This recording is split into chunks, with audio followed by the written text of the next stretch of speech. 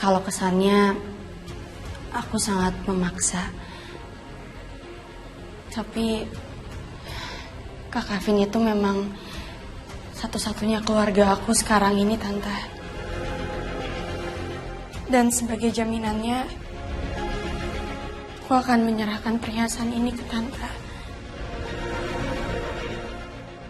Karena aku gak punya Tante uang sebanyak yang Tante minta.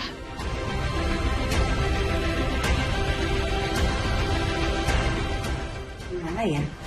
Kalau cuma bayar saya pakai emas beberapa gram, kayaknya nggak mungkin deh. Kan saya udah bilang minimal itu 50 juta. Jadi kalau nggak minimal,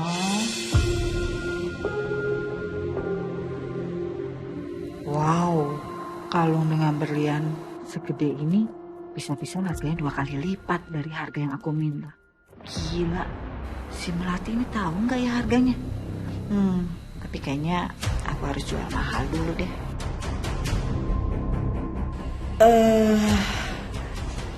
Gini loh, saya tuh sebenarnya lebih suka dibayar uang cash. Tante, aku mohon banget Tante, tolong aku ya. Ini aku ada kwitansinya juga, Tante. Tante bisa cek sendiri. Tolong cabut laporannya, Tante. Itu harganya 80 juta rupiah. Iya benar, Tante. Ini juga ada nomor telepon tokonya kok. Dan aku gak mungkin bohongin Tante. Jadi, Tante mau kan cabut laporannya? Mau. Tapi Tante, aku harap Tante gak menjual kalung ini ya, Tante. Karena aku janji, aku akan menebus kembali kalung ini, Tante. Karena kalung ini pemberian suami aku. Boleh. Kamu boleh menebusnya. Tapi nanti kamu bayar 100 juta. Astaga, kenapa langsung naik sebanyak itu? Tapi aku juga gak punya pilihan lain. Mami.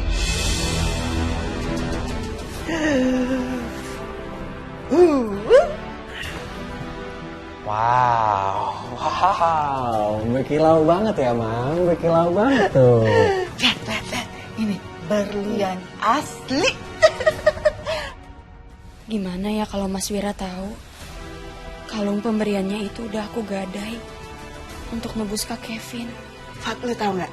Ternyata adiknya si Kevin itu orangnya tajir melintir, kayak gila, tau nggak?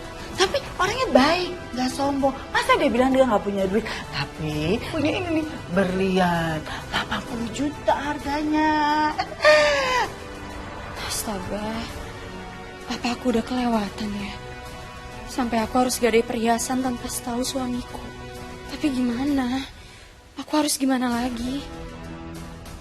Astaga, Mam. Kenapa dibebasin? Kenapa sih dibebasin, Kevin? Dia itu bener-bener penjahat. Dia bisa aja ngelakuin pelecehan terhadap perempuan. Dia bahkan udah... Astaga, nyaris aja keceplosan. Mami nggak boleh tahu kalau Kevin melecehkan Aura. Sampai Aura hamil. Aura! Hei, bangun! Aura, Aura! Aura, bangun! Tunggu. Tadi lu bilang Kevin pelecehan. Emang Kevin udah melecehkan siapa? Enggak. Bukan gitu maksud aku, Mam. Bukan gitu. Intinya, dia itu penjahat banget. Dia kriminal. Udah lupain aja apa yang aku tadi bilang. Ngomong-ngomong, kenapa lu udah ada di sini? Emang keluarga si Wira itu nggak butuh supir? Hah? Nggak tahu juga sih, Mam.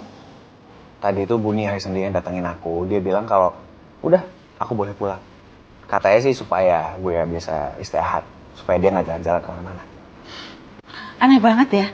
Emang nggak ada keluarga yang lain gitu yang perlu supir? Nah, itu dia, Mam. Itu dia juga aku curiga. Siapa tahu ini cuma siasatnya Bunia. Aku yakin sebenarnya Bunia pengen gue lebih deket sama Aura. Aduh Fat, lu lagi aneh banget.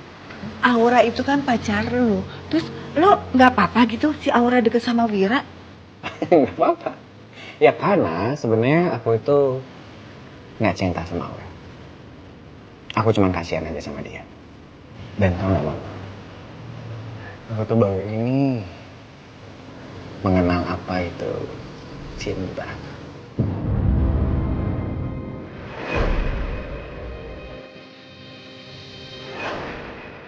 Hai. Rifat lagi jatuh cinta ternyata. Sama siapa? Kepo banget sih, Mam. Aku mau kamar dulu, jangan kepo. Oke? Kayak penasaran deh. Kevin, Hai, mati. kakak sekarang udah bebas. Akhirnya Tante Dila udah setuju untuk terima jaminan dari aku. Jadi kakak udah bebas, kakak udah bisa pulang. Kamu kasih apa ke Tante Dila sebagai jaminan? Kakak nggak butuh kamu bebasin kakak. Kakak juga kan salah di sini. Biar nggak ketanggung jawab. Kakak nggak mau bebas kalau kamu sampai harus berurusan dengan Tante Dila. Apapun yang kamu janjiin ke dia, kamu batalin sekarang. Kak! Kak Kevin! Kak! Ibu tidak bisa masuk. Pak, saya cuma mau ngomong sama kakak saya sebentar aja. Mohon maaf, Ibu. Saya cuma mau bujuk kakak saya supaya pulang. Sebentar aja, saya janji, Pak.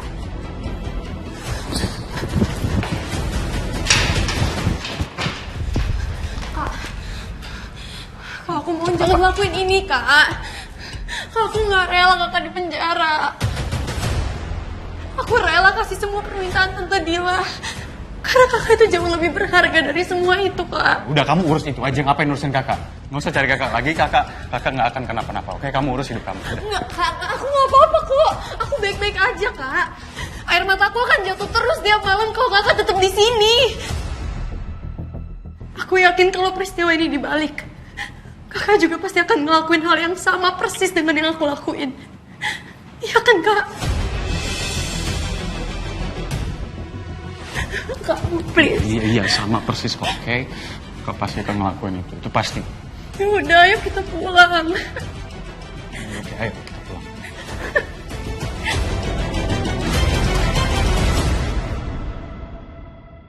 Kamu bisanya apa sih, Niar?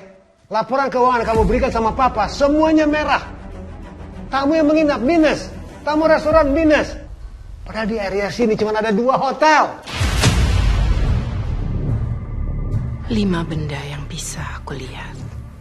Telepon, map, laptop, lampu, buku. Ngapain sih malah beres-beres? Kakak juga udah gede kali bisa sendiri.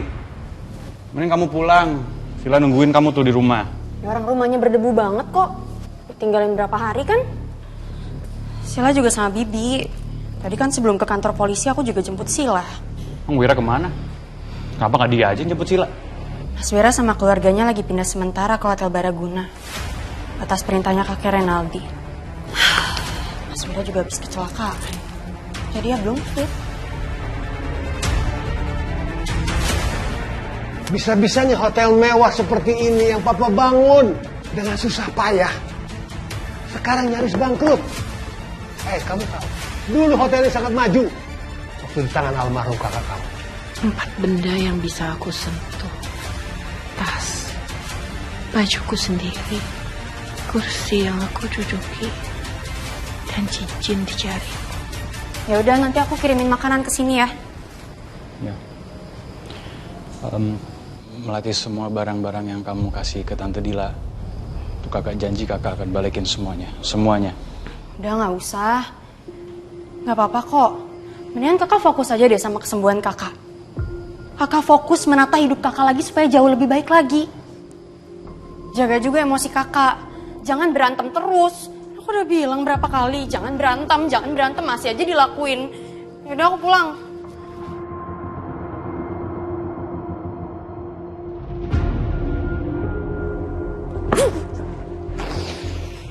Kamu ini benar-benar pembawa sial ya. Gara-gara kamu, papa kehilangan anak laki-laki yang cerdas. Sekarang, papa cuma punya kamu, anak perempuan dengan